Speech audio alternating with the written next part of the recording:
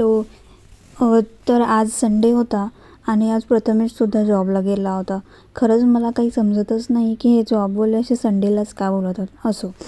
तर आज मी विचार केला होता की मी आज सगळं काही क्लीन करून घेईल म्हणून मी जे आपण भांडे ठेवतो वगैरे ते सगळं काही घासून वगैरे घेतलं. भांडी थोडीफार होती ते सुद्धा घासून घेतली आणि परत मला घरात खूप काही क्लीन करायचं होतं.